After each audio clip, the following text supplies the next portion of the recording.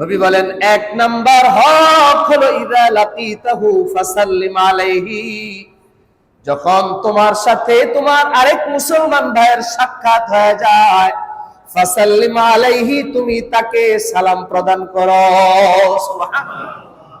প্রথম হক হলো একজন মুসলমান আরেকজন মুসলমানকে দেখলেই তার উপরে দায়িত্ব হলো সে তার মুসলমান ভাইকে সালাম দিবে। সুবহানাল্লাহ বলেন। দুই নম্বরে নবী বলেন ওয়াইদা দাআকা ফাজিবহু, আর যখন তোমাকে তোমার কোন ভাই বিপদে পড়ে তোমাকে সাহায্যের জন্য ডাকে, তুমি যদি তার ডাকে সাড়া দাও তাহলে তোমার দ্বিতীয় হক আদায় হয়ে যাবে। সুবহানাল্লাহ। অর্থাৎ তোমার ভাই তার মাথার উপরে বোঝা আছে, ভারী বোঝা, রাস্তার মাথা থেকে এলাকা পর্যন্ত আসলো, তার কষ্ট হয়ে যাচ্ছে, ভারী বোঝাটা সে আর বহন করতে পারে না। তোমার ভাই যদি তোমাকে সাহায্যের জন্য ডাকে, আল্লাহর নবী বলেন তোমার উপরে দায়িত্ব হলো তার ডাকে সাড়া দেওয়া। সুবহানাল্লাহ। এটা হলো দুই নম্বর হক। বিপদে পড়ছে, অসুস্থ হয়ে ঘরে একটা বিপদে পড়ে গেছে, তাকে নিতে হবে, বহন করতে হবে, আপনি যাইয়া আপনার মুসলমান ভাইয়ের ডাকে সাড়া দিতে হবে, এটা আপনার উপরে দায়িত্ব প্রিয় নবীজি দিয়েছেন। সুবহানাল্লাহ। দুই নম্বর হক, যে কোনো বিপদ হতে পারে, প্রতিবেশী যে কোনো সময় যে কোনো বিপদে আক্রান্ত হতে পারে, আপনার উপরে দায়িত্ব হলো আপনার মুসলমান ভাই যদি সাহায্যের জন্য আপনাকে ডাকে, অবশ্যই আপনাকে তার ডাকে সাড়া দিতে হবে। রাজি আছেন তো ইনশাআল্লাহ? এটা দ্বিতীয় হক নবীজি বলেছেন। তিন নম্বরে নবী বলেন ওয়াইদাস্তানসাহাকা ফানসাহ লাহু, যখন তোমার কোন ভাই তোমার কাছে কোনো উপদেশ চায়, তোমার ভিতরে কোনো দ্বীনি বুঝ আছে, তুমি মাদ্রাসায় পড়েছো, তোমার ভিতরে দ্বীনের বুঝ আছে, পরকালের ভয় আছে, তোমার কাছে আইসা যদি তোমার এক মুসলমান ভাই বলেন ও ভাই তুমি আমাকে একটু উপদেশ দাও, যেই উপদেশগুলো শুনে আমি আল্লাহর জান্নাত পর্যন্ত যেতে পারবো। সুবহানাল্লাহ। আল্লাহর নবী বলেন যখন তোমার কোনো ভাই তোমার কাছে উপদেশ চায় ফানসাহ লাহু, তোমার উপরে তিন নাম্বার দায়িত্ব হলো তুমি তাকে উপদেশ দিবা। সুবহানাল্লাহ। উপদেশগুলা ভালো দিবা না খারাপ দিবা? জান্নাতের পথ দেখাইবা না জাহান্নামের পথ? আল্লাহর নবী বলেন তুমি তাকে এমন এমন উপদেশ দিবা যেই উপদেশগুলোর উপরে আমল করলে পরে ওই বান্দাটা আল্লাহর জান্নাত পর্যন্ত যেতে পারবে। সুবহানাল্লাহ। এটা হলো তিন নম্বর হক। এক মুসলমানের উপরে আরেক মুসলমানের হক, তোমার কাছে যদি ভালো কোনো উপদেশ চায় তুমি ভালো উপদেশ দিবা, কিছু আমল শিখাবা তুমি যা জানো, এবং কিছু আল্লাহ পাকের দেওয়া বিধান সম্পর্কে তাকে সতর্ক করবা যে ভাই তোমার মধ্যে অমুক খারাপ কাজটা আছে, তুমি দোকানে বসে বসে টিভির দিকে তাকায় থাকো, এটা খারাপ, ছেড়ে দাও, তুমি বিপরীতে যাইয়া মসজিদে আল্লাহ পাকের জিকির করো। সুবহানাল্লাহ বলেন। এটা একটা ভালো উপদেশ না খারাপ উপদেশ? এই উপদেশ নবী বলেন যদি তোমার কাছে কেউ চায় তাহলে তুমি তাকে ভালো উপদেশ দাও, আল্লাহ পাক তোমার উপদেশের উপরে আমল করে যদি সে জান্নাতে যায়, হতে পারে তার এই জান্নাতে যাওয়ার সাথে সাথে আল্লাহ তোমাকেও জান্নাত দিয়ে দিবে। সুবহানাল্লাহ। এরপরে নবী আলাইহিস সালাম বলেন চার নাম্বার হক হলো এক মুসলমানের উপরে আরেক মুসলমানের হক, ওয়াইদা আতাসা ফাহামিদাল্লাহ ফাশাম্মিতহু, যখন কোন মুসলমান ভাই তোমার সামনে হাঁচি দিল, হাঁচি দেওয়ার পরে আলহামদুলিল্লাহ যখন সে পড়লো, তোমার উপরে দায়িত্ব হয়ে গেল তার জবাবে ইয়ারহামুকাল্লাহ বলে উত্তর দেওয়া। সুবহানাল্লাহ। যখন কেউ হাঁচি দেয়, হাঁচি দেওয়ার সাথে সাথে আলহামদুলিল্লাহ পড়তে হবে। এই আলহামদুলিল্লাহ যদি কোনো মুসলমান ভাই পড়ে, তুমি তার জবাবে ইয়ারহামুকাল্লাহ পড়বা। সুবহানাল্লাহ। এটা আপনার উপরে দায়িত্ব। কেন? হাঁচি দেওয়ার পরে আলহামদুলিল্লাহ এই জন্য পড়া হয়, নবী বলেন এই হাঁচিটা আল্লাহর পক্ষ থেকে বান্দার জন্য রহমত। সুবহানাল্লাহ বলেন। যখন বান্দা একটা হাঁচি দেয়, আল্লাহ পাক একটা হাঁচির সাথে 70-এর উপরে জীবাণু, খারাপ ব্যাকটেরিয়া তার শরীর থেকে বের করে দেয়। সুবহানাল্লাহ। এই জন্য বান্দা পড়ে আলহামদুলিল্লাহ, আর আপনার উপরে তখন দায়িত্ব হয়ে যায়, আপনি বললেন ইয়ারহামুকাল্লাহ, আল্লাহ তোমার উপরে রহমত করুক। সুবহানাল্লাহ। এটা হলো 4 নাম্বার দায়িত্ব। 5 নাম্বার দায়িত্ব নবী বলেন ওয়া ইযা মারিযা ফাউদহু, যখন তোমার কোন মুসলমান ভাই অসুস্থ হয়ে যায়, কোন মারাত্মক রোগে আক্রান্ত হয়ে যায়, কোন ছোটখাটো রোগেও আক্রান্ত হয়ে যায়, ফাউদহু, তুমি তোমার ভাইকে দেখার জন্য যাইবা। সুবহানাল্লাহ। এটা হলো অসুস্থ রোগীকে দেখার জন্য যাওয়া। আপনার এলাকার কেউ অসুস্থ হয়েছে, যে আগে মসজিদে এসে আপনার সাথেই দাঁড়ায় নামাজ পড়তো, আপনার সাথেই অফিসে যেত, আপনার সাথেই বাজারে যেত, একই সাথে চলাফেরা উঠা বসা, হঠাৎ আপনার সেই ভাইটা অসুস্থ হয়ে গিয়েছে। আল্লাহর নবী বলেন, অসুস্থ হলে পরে তোমার উপরে দায়িত্ব হলো তুমি যাইয়া তোমার অসুস্থ ভাইয়ের সেবা শুশ্রূষা করবা, তাকে দেখাশোনা করবা, তার মনের মধ্যে তুমি সাহস যোগাবা। সুবহানাল্লাহ বলেন। 5 নম্বর হক, দায়িত্ব।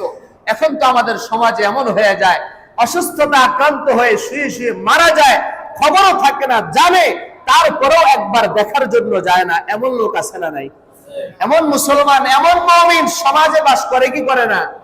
আরে ভাই, নবী বলেন, বুখারী শরীফের 1240 নম্বর হাদিস, মুসলিম শরীফের 2162 নম্বর হাদিস, বানায় বলছি না, বুখারী মুসলিমে হাদিস বর্ণিত 1 নম্বর সহিহ হাদিস। সুতরাং আপনার উপরে নবীজি 5 নম্বর দায়িত্ব দিয়েছেন। কোন ভাই যদি অসুস্থ হয়ে যায়, আপনার উপরে দায়িত্ব হলো যাইয়া তার সাথে দেখা করা, তার দিলের ভিতরে সাহস যোগানো, সম্ভব হলে সামর্থ্য থাকলে তার জন্য কিছু ফল ফ্রুট নিয়ে যাওয়া। সুবহানাল্লাহ বলেন। এটা আপনার দায়িত্ব, নবীজি দিয়েছেন। এবং যাওয়ার পরে অসুস্থ রোগীকে যখন দেখবেন, একটা দোয়া পড়বেন। আমার সাথে সকলে পড়েন, আসআলুল্লাহাল আযীম। সবাই পড়েন নাই? আসআলুল্লাহাল আযীম রব্বাল আরশিল আযীম আইয়াশফিয়াকা। নবী বলেন, কোন অসুস্থ রোগীকে যখন তোমরা দেখতে যাইবা, যাইয়া তাকে সান্ত্বনা দিয়ে তার মাথার উপরে হাত রেখে 7 বার এই দোয়া পড়বা, আসআলুল্লাহাল আযীম রব্বাল আরশিল আযীম আইয়াশফিয়াকা। আল্লাহ রাব্বুল আলামিন তোমার আমলনামায় অগণিত সওয়াব লিখে দিবেন। সুবহানাল্লাহ।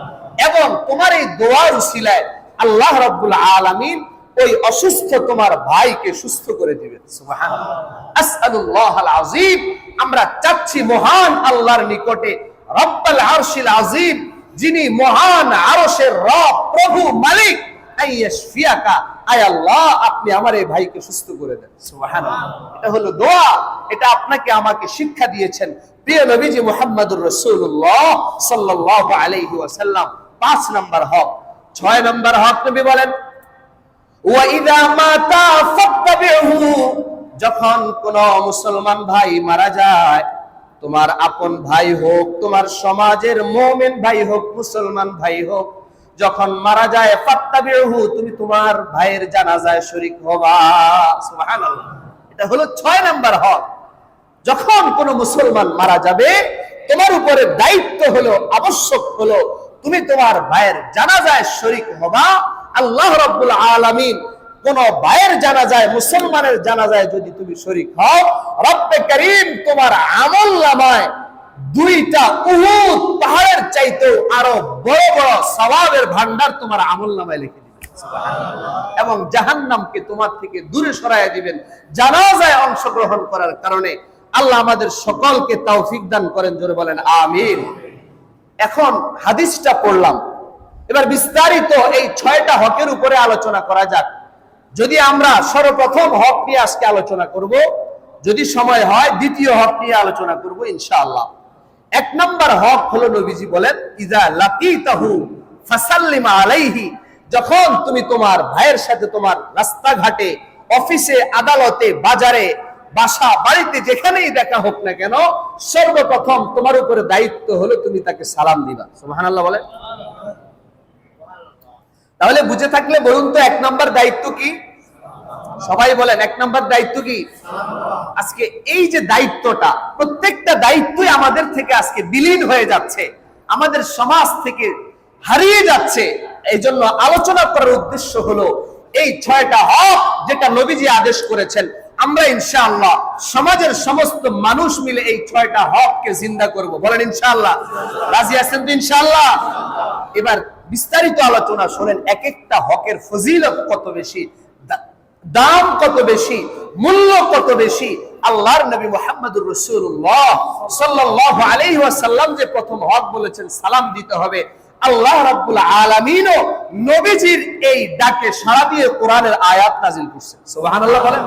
সূরাতুন নিসা আয়াত নাম্বার 86 আল্লাহ পাক বলেন, وَإِذَا حُيِّيتُم بِتَحِيَّةٍ فَحَيُّوا بِأَحْسَنَ مِنْهَا أَوْ رُدُّوهَا إِنَّ اللَّهَ كَانَ عَلَى كُلِّ شَيْءٍ حَسِيبًا।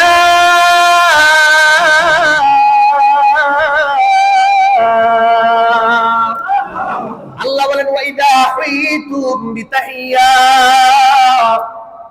যখন তোমাকে তোমার কোন ভাই সালাম দিয়া অভিবাদন জানায়, যখন তোমার কোন মুসলমান ভাই তোমাকে সালাম দিয়া স্বাগতম জানায়, ফাহাইয়ু বিআহসানা মিনহা আও রুদ্দুহা, তাহলে তুমি তোমার মুসলমান ভাইকে আরো উত্তম বাক্য দিয়া সালামের জবাব দিয়ে দাও। সুবহানাল্লাহ। তোমার মুসলমান ভাই তোমাকে আসসালামু আলাইকুম বলে সালাম দিয়েছে, আল্লাহর আয়াত বলে তুমি তাকে বলবা ওয়া আলাইকুমুস সালাম ওয়া রাহমাতুল্লাহি ওয়া বারাকাতুহু। সুবহানাল্লাহ। তোমার ভাই তোমাকে অর্ধেক বলেছে, তুমি পরিপূর্ণটা বলবা। তোমার ভাই যেই বাক্যে তোমাকে সালাম দিয়েছে, ফাহাইয়ু বিআহসানা মিনহা, তুমি তোমার ভাইকে আরো উত্তম বাক্য দিয়া সালামের জবাব দিয়ে দাও। সুবহানাল্লাহ। আও রুদ্দুহা, যদি উত্তম বাক্য দিয়া সালামের জবাব না দিতে পারো, অন্তত যেই বাক্য বলে সালাম দিয়েছে তুমিও তাকে সেই বাক্য বলে উত্তর দিয়ে দাও। সুবহানাল্লাহ। পারবেন না ইনশাআল্লাহ? এরপর আল্লাহ বলেন, ইন্নাল্লাহা কানা আলা কুল্লি শাইইন হাসিবা। আল্লাহ বলেন, যদি তুমি তোমার ভাইকে উত্তম বাক্য দিয়ে সালাম দাও, মনে রাখবা তোমার আমলনামায় ওই সওয়াবের হিসাব আল্লাহ রাখবেন। সুবহানাল্লাহ। তোমার প্রত্যেকটা শব্দের হিসাব রাখার উপরে আল্লাহর সক্ষমতা আছে না নাই? আর একটু জোরে বলেন, আছে না নাই?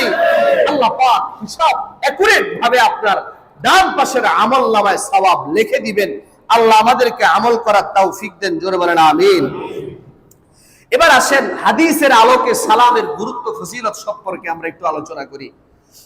বুখারী শরীফের 12 নম্বর হাদিস, বর্ণনাকারী হলেন হযরতে আব্দুল্লাহ ইবনে আমর রাদিয়াল্লাহু তাআলা আন আব্দুল্লাহ ইবনে আমর রাদিয়াল্লাহু তাআলা আনহু قال সুইলা রাসূলুল্লাহ সাল্লাল্লাহু আলাইহি ওয়াসাল্লাম আইয়ুল আমালি আফজাল। হযরত আব্দুল্লাহ ইবনে আমর বলেন, একবার এক সাহাবী প্রিয় নবীজি মুহাম্মদুর রাসূলুল্লাহ সাল্লাল্লাহু আলাইহি ওয়াসাল্লামকে প্রশ্ন করলেন, ইয়া রাসূলুল্লাহ আইয়ুল আমালি আফজাল, সবচাইতে শ্রেষ্ঠ আমল কোনটা? ইসলামের মধ্যে সর্বশ্রেষ্ঠ আমল কোনটা আমাকে একটু জানায়া দেন। আইয়ুল আমালি আফজালু ফিল ইসলাম। قال رسول الله صلى الله عليه وسلم تطعم الطعام। আল্লাহর নবী মুহাম্মদুর রাসূলুল্লাহ বলেন, ও আমার সাহাবী, ইসলামের মধ্যে শ্রেষ্ঠ আমল হলো কোন গরীবকে তুমি খাবার খাওয়াইবা। সুবহানাল্লাহ। কোন গরীব মানুষকে, অসহায়কে তুমি খাবার খাওয়াইবা, তার জন্য খাবারের ব্যবস্থা করবা, এটা হলো ইসলামের শ্রেষ্ঠ একটা আমল। ওয়া তাকরাউস সালামা আলা মান আরাফতা ওয়া আলা মান লাম তারিফ। 2 নাম্বার শ্রেষ্ঠ আমল হলো তুমি যাকে চিনো তাকেও সালাম দাও, যাকে চিনো না তাকেও সালাম দাও। সুবহানাল্লাহ। তাহলে আমার ভাইরা, শ্রেষ্ঠ আমল হলো যাকে আপনি চিনেন, যার সাথে পরিচয় আছে, দেখা হলেই তাকে সালাম দিতে হবে। যার সাথে পরিচয় নাই তুমি তাকেও সালাম দিবা। এটা হলো ইসলামের শ্রেষ্ঠ একটা আমল। সুবহানাল্লাহ। ইসলামের শ্রেষ্ঠ আমল আমরা মুসলমানরা যদি না করি তাহলে করবে কে? এই শ্রেষ্ঠ আমলটা করার জন্য রাজি আছেন তো ইনশাআল্লাহ? আল্লাহ সকলকে কবুল করেন, বলেন আমিন। এবার প্রশ্ন হলো, শ্রেষ্ঠ আমলটা বেশি বেশি আদায় করার মাধ্যম কি? আল্লাহর নবী আবু দাউদ শরীফের হাদিসের মধ্যে উল্লেখ করেন, বেশি বেশি সালাম দেওয়ার একটা পদ্ধতি হলো, তোমার কোন ভাইয়ের সাথে যখন দেখা হবে তুমি তাকে সালাম দিবা। তোমার ভাই যদি আবার দেওয়ালের আড়াল হইয়া আবার তোমার সাথে দেখা হয়, তুমি আবার সালাম দিবা। সুবহানাল্লাহ। যত বেশি সালাম দিবা আল্লাহ পাক তোমার আমলনামায় তত বেশি নেকি লিখে দিবেন এবং পরস্পরের মাঝে আল্লাহ পাক মিল মুহাব্বত তৈরি করে দিবেন। সুবহানাল্লাহ বলেন। এটা সমাজের একজন মুসলমান এর উপরে আরেকজন মুসলমানের হক, সমাজের মধ্যে ভ্রাতৃত্ব সৃষ্টি হওয়ার জন্য শ্রেষ্ঠ একটা মাধ্যম নবী আলাইহিস সালাম আমাদেরকে বলে দিয়েছেন। আল্লাহ আমাদের সকলকে এর উপরে আমল করার তৌফিক দেন, জোরে বলেন আমিন। এরপরে নবী আলাইহিস সালাম শুধু এটাই না, এই সালামকে আল্লাহর নবী জান্নাতে যাওয়ার মাধ্যম হিসেবে আখ্যা দিয়েছেন। সুবহানাল্লাহ বলেন। জান্নাতে তো আমরা সবাই যেতে চাই, সবাই যেতে চাই তো ইনশাআল্লাহ। কারা কারা চাই একটু হাত তোলেন, নারায়ে তাকবীর, লিল্লাহি তাকবীর। আল্লাহ সকলকে জান্নাত পর্যন্ত যাওয়ার তৌফিক দেন, জোরে বলেন আমিন। আবু দাউদ শরীফের 5193 নম্বর হাদিস, বর্ণনাকারী হলেন হযরতে আবু হুরায়রা রাদিয়াল্লাহু তাআলা عن أبي هريرة رضي الله تعالى عنه قال قال رسول الله صلى الله عليه وسلم لا تدخلوا الجنة حتى تؤمنوا। আল্লাহর নবী বলেন, তোমরা কেউ জান্নাতে যাইতে পারবে না ঈমানদার হওয়া ছাড়া। সুবহানাল্লাহ বলবেন না? ঈমানদার হওয়া ছাড়া তোমরা জান্নাতে যাইতে পারবে না। ওয়ালা তুমিনু হাত্তা তাহাব্বু, আর তোমরা ঈমানদার হতে পারবে না যতক্ষণ পর্যন্ত পরস্পরকে মহব্বত না করবা। সুবহানাল্লাহ বলেন।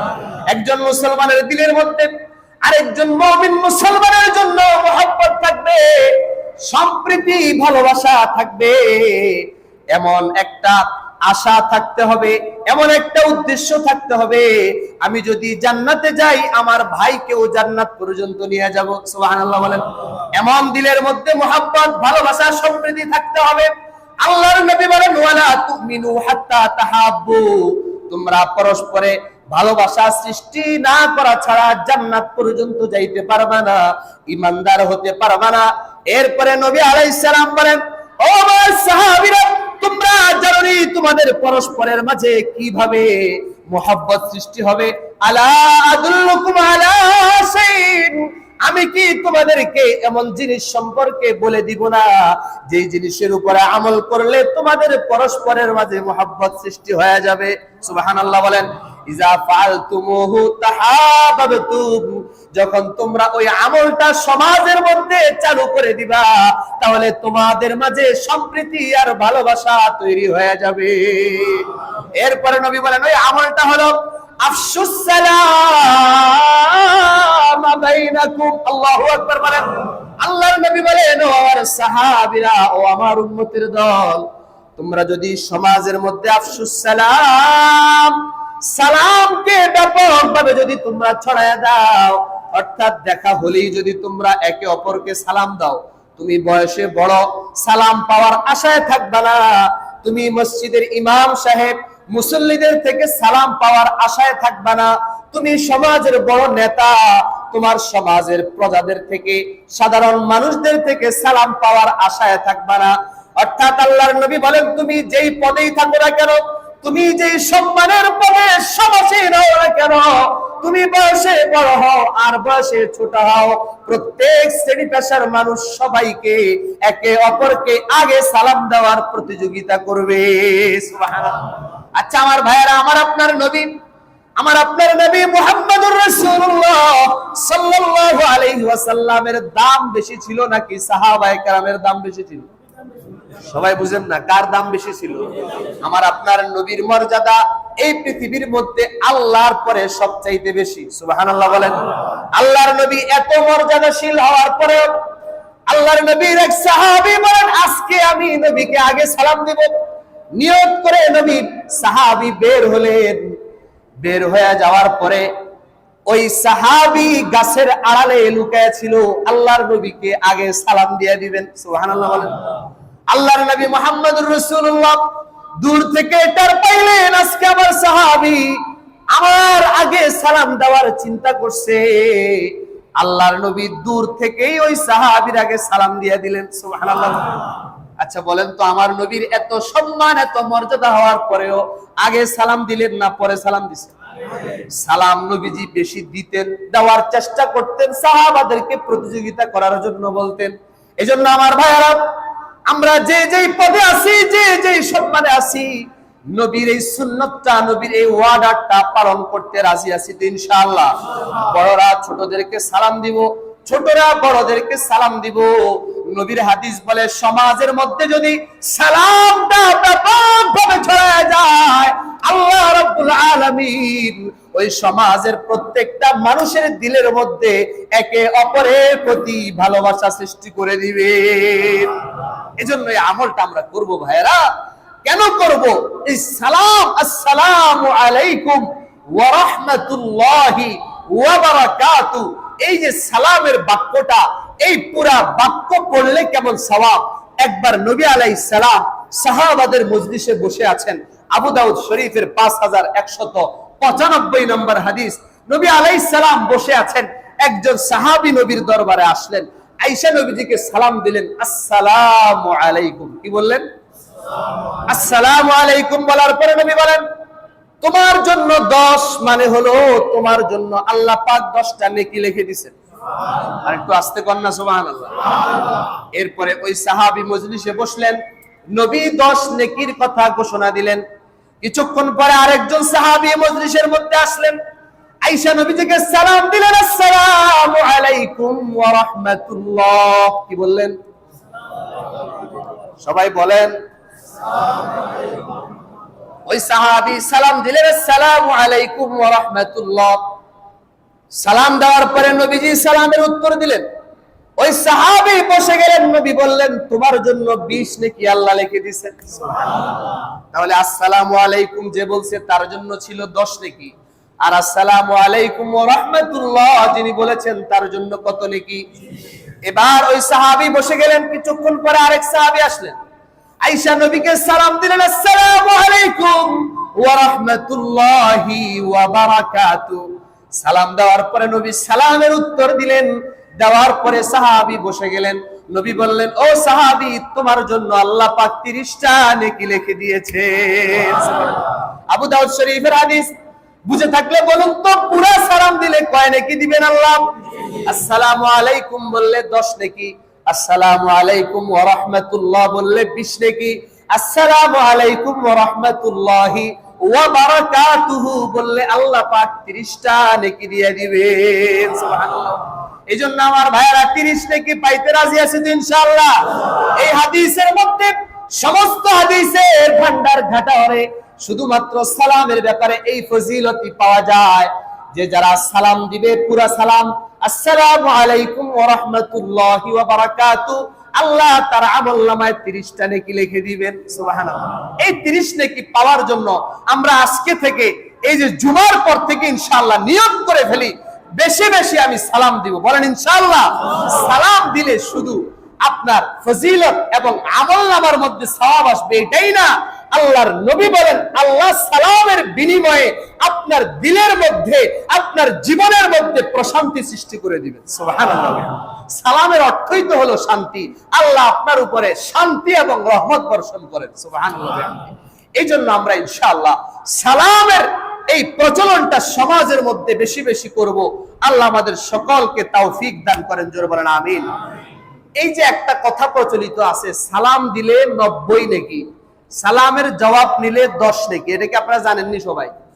কোন হাদিসের কিতাবে, কোন হাদিসের মধ্যে এই কথা নাই। সালাম দিলে 90 নেকি, উত্তর দিলে 10 নেকি, এমন কোন হাদিস নাই। আমি মাত্র যে হাদিসটা বললাম আবু দাউদ শরীফের 5195, সালাম যদি কেউ পুরাটা দেয় আল্লাহ তাকে 30 নেকি দিবেন, এটাই হাদিসে পাওয়া যায়। এবং যে সালামের উত্তর দিবে কোরআন এবং হাদিসে তার অনেক বেশি প্রশংসা করা হয়েছে। সুবহানাল্লাহ। এখন প্রশ্ন হলো, উত্তর দিলে কি সওয়াব নাই? হ্যাঁ, আল্লাহ যেহেতু প্রশংসা করেছেন, আল্লাহ পাকের শান অনুযায়ী শুধু 10 নেকি না, আল্লাহ বলেন কুল্লু আমালি ইবনি আদম ইউযাফুল হাসানাতু ইলা 700 যায়ফিন, আল্লাহ বনি আদমের একটা নেক আমলকে 700 নেকি পর্যন্ত বাড়ায় দিতে পারেন। সুবহানাল্লাহ। তো আমরা কেন 10 নেকির পিছনে পড়ব? আমরা তো আল্লাহর কাছে আশা রাখবো যে আমার আল্লাহ ওয়া আলাইকুমুস সালাম ওয়া রাহমাতুল্লাহি ওয়া বারাকাতুহু এর বিনিময়ে আমাকে 7,000 7 লক্ষ 7 কোটি নেকি দান করবেন। বলেন ইনশাআল্লাহ। এটা আমরা আশা রাখি আল্লাহর কাছে। আল্লাহর ভান্ডারে অভাব আছে? আর একটু জোরে বলেন, অভাব আছে? এবার আসেন, সালাম দেওয়ার সবচাইতে বড় উপকারিতা কি? সালাম দেওয়ার সবচাইতে বড় উপকার, হাদিসের কিতাবের নাম আল বাইহাকি ফি শুআবিল ঈমান। এই কিতাবের 8407 নম্বর হাদিস। এই হাদিসের মধ্যে ক্বালা রাসূলুল্লাহ সাল্লাল্লাহু আলাইহি ওয়াসাল্লাম আল বাদিউ বিস সালাম বারিউম মিনাল কিবার ওয়া ফি রিওয়ায়াতিন আল বাদি বিস সালামি বারিউম মিনাস সারামি। আল্লাহর নবী বলেন, যেই ব্যক্তি আগে সালাম দিবে, সর্বপ্রথম সালাম দিবে, বয়সে বড় হয়েও ছোটকে আগে সালাম দিবে, মসজিদের ইমাম হয়েও মুসল্লিকে আগে সালাম দিবে, খতিব হয়েও তার স্টাফকে আগে সালাম দিবে, আল্লাহর নবী বলেন ওই ব্যক্তি অহংকার থেকে মুক্ত হয়ে যাবে। এই জন্য আমার ভাইরা, অহংকার নিয়ে জান্নাতে যাওয়া যাবে? আল্লাহর নবী বলেন, কারো দিলের মধ্যে যদি সরিষা দানা সমপরিমাণ কোন অহংকার থাকে, ওই ব্যক্তি আল্লাহর জান্নাতে যেতে পারবে না। এজন্য নবী বলেন, বেশি বেশি আগে সালাম দিবা, তোমার অন্তর থেকে অহংকার দূর করে দিবেন কে? এই জন্য আমার ভাইরা, এই সালামের প্রচলন আমরা সমাজে চালু করব এবং আগে সালাম দেওয়ার প্রতিজ্ঞাবদ্ধ হব। বলেন ইনশাআল্লাহ। আল্লাহ সকলকে এলাকার মধ্যে সালামকে বেশি বেশি প্রচলন ঘটানোর তৌফিক দান করেন। বলেন আমিন। প্রত্যেকটা সহিহ হাদিসের আলোকে আলোচনা করলাম, একটাও বানানো কোনো হাদিস না, রেফারেন্স ছাড়া কোনো হাদিস বলি নাই। এজন্য আমার ভাইয়েরা, সমাজে শান্তি শৃঙ্খলা সম্প্রীতি বজায় রাখার জন্য আজকে থেকে আমরা নিয়ত করব, সবাই সবাইকে সালাম দিব। এবং নবীজি যেমন সাহাবীদেরকে আগে সালাম দিবেন, রহমাতুল লিল আলামিন হইয়া, দুই জাহানের সরদার হইয়া, জান্নাতের সরদার হইয়া, আল্লাহর বন্ধু হয়ে যদি তিনি আগে সালাম দিতে পারেন, আমরা কেন পারবো না? এটা দিনের ভিতরে ঢুকাইতে হবে এবং নিয়ত করে আজকে থেকে সমাজের মধ্যে সালামের প্রচলন ঘটাবো। আল্লাহ আমাদের সকলকে তৌফিক দান করেন। জোরে বলেন আমিন। 2 নাম্বার, এক মুসলমানের হক আরেকজন মুসলমানের উপরে। 2 নাম্বার হক হলো ওয়াইদা দাআকা ফাজিবহু, যখন তোমার কোন মুসলমান ভাই তোমাকে ডাকে, বিপদে পড়ে সাহায্যের জন্য ডাকে, একরাম করার জন্য ডাকে, তুমি যদি, তোমার উপরে দায়িত্ব হলো, যদি তুমি মুমিন মুসলমান হয়ে থাকো, তুমি তোমার ভাইয়ের বিপদে যাইয়া তার ডাকে সাড়া দিবা। সুবহানাল্লাহ বলেন। এটা হলো মুমিনের দায়িত্ব। ডাকে সাড়া দিলে সওয়াব কেমন, পুরস্কার কেমন, শুনবেন তো ইনশাআল্লাহ। আল্লাহর নবী মুহাম্মদুর রাসূলুল্লাহ সাল্লাল্লাহু আলাইহি ওয়াসাল্লাম হাদিসের মধ্যে বলেছেন, একজন মুসলমানকে আরেকজন মুসলমান যদি সাহায্য করে, আল্লাহ পাক তার ৭৩টা প্রয়োজন পূরণ করে দেন। দাওয়াত ও তাবলীগের যে ফাজাইলে আমল আছে, এর মধ্যে এই কথাগুলো লেখা। এক ভাই লিখিত আকারে প্রশ্ন করলেন, হুজুর, এই যে আকরামুল মুসলিমিনের যে অধ্যায়, দাওয়াত ও তাবলীগের ভাইয়েরা বাংলায় পড়েন, একজন মুসলমান আরেকজন মুসলমানের কোন প্রয়োজন যদি পূরণ করে, তার বিপদে যায় যদি সাহায্য করে, তাহলে তাকে ৭৩টা পুরস্কার দেওয়া হবে, একটা দুনিয়ায় আর ৭২টা আখিরাতে। এই কথার কি কোনো ভিত্তি আছে? আমার তো মনে হয় এটা মন গড়া। নাউজুবিল্লাহ বলেন না? তো আসতে বললেন নাউজুবিল্লাহ।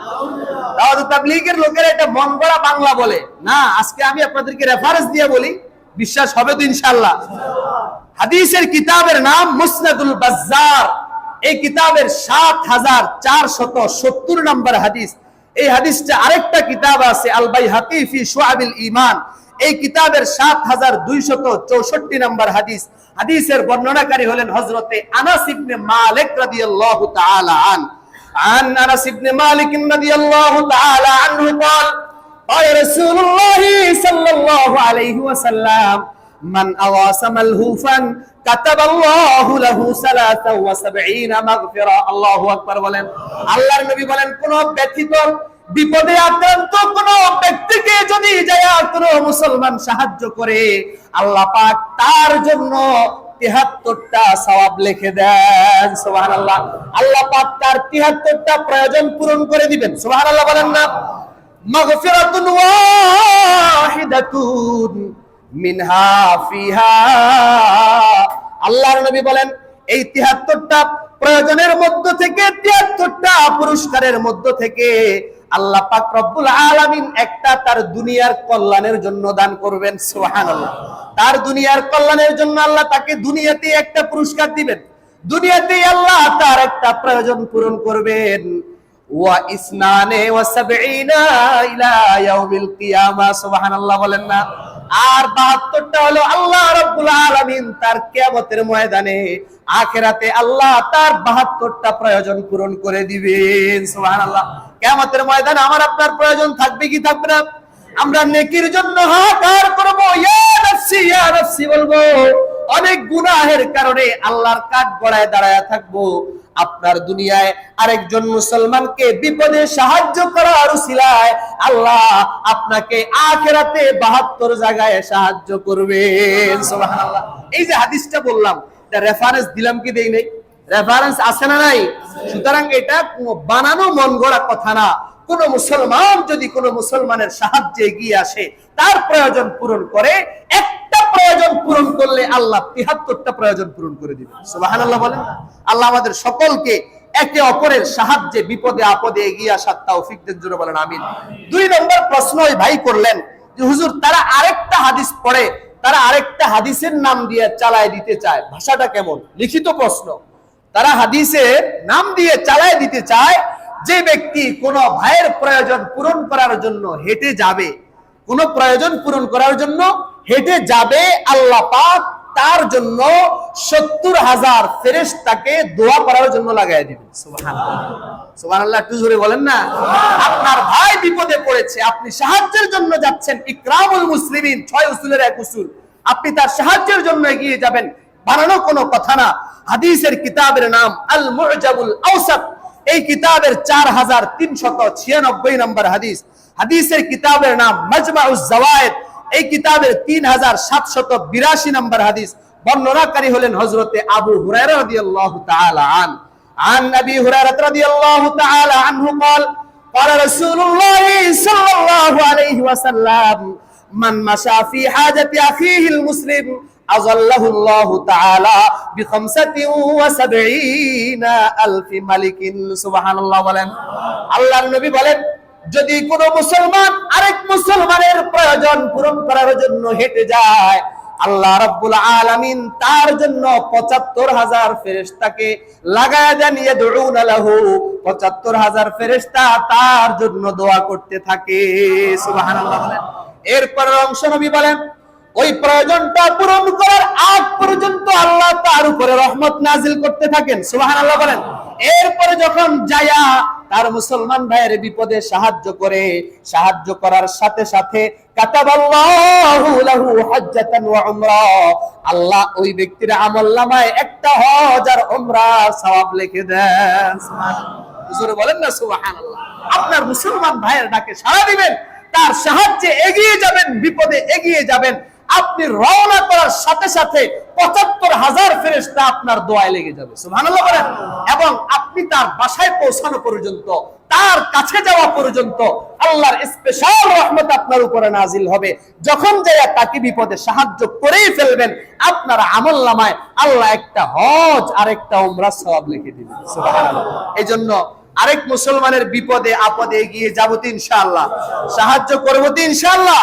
আরেকটা প্রশ্ন, 3 নম্বর প্রশ্ন, হুজুর তারা আরেকটা কথা বলে এই ইকরামুল মুসলিমিনের অধ্যায়ে, সেটা হলো যদি কোন মুসলমান কোন মুসলমানের প্রয়োজন পূরণ করে, তাহলে 10 বছর ইতিকাফ করার চাইতে উত্তম আমল হয়ে যাবে। সুবহানাল্লাহ বলেন না? 10 বছর ইতিকাফ করলে যে সওয়াব, একজন মুসলমান আরেকজন মুসলমানের একটা প্রয়োজন পূরণ করলে সেই সওয়াব। সুবহানাল্লাহ বলেন। আর যে ব্যক্তি একদিন আল্লাহর সন্তুষ্টির জন্য ইতিকাফ করবে, আল্লাহ রাব্বুল আলামিন তার মাঝে এবং জাহান্নামের মাঝে 3 খন্দক দূরত্ব সৃষ্টি করে দিবেন। সুবহানাল্লাহ। আর এক খন্দক থেকে এক খন্দক মানে হলো আসমান আর জমিনের মাঝে যে দূরত্ব, এক খন্দক হলো তেমন দূরত্ব। সুবহানাল্লাহ। এমন 3 খন্দক আল্লাহ তার মাঝে এবং জাহান্নামের মাঝে দূরত্ব ডিভাইডের সৃষ্টি করে দিবেন। এখন প্রশ্ন হলো, হুজুর এটাও তো মন গড়া কথা। আরে না, এটারও দলিল আছে, এটাও নবীর হাদিস। হাদিসের কিতাবের নাম আত-তারগীব ওয়াত তারহিব, হাদিস নাম্বার 1650 1650। হাদিসের কিতাবের নাম আল মুজামুল আওসাত, এই কিতাবের 7326 নম্বর হাদিস। হাদিসের বর্ণনাকারী হলেন হযরতে ইবনে আব্বাস রাদিয়াল্লাহু তাআলা আন। সুবহানাল্লাহ বলেন। আন ইবনে আব্বাস রাদিয়াল্লাহু তাআলা আনহুমা قال قال رسول الله صلى الله عليه وسلم من مشى في حاجة أخيه كان خيرا له من اعتكاف 10 سنين। সুবহানাল্লাহ বলেন।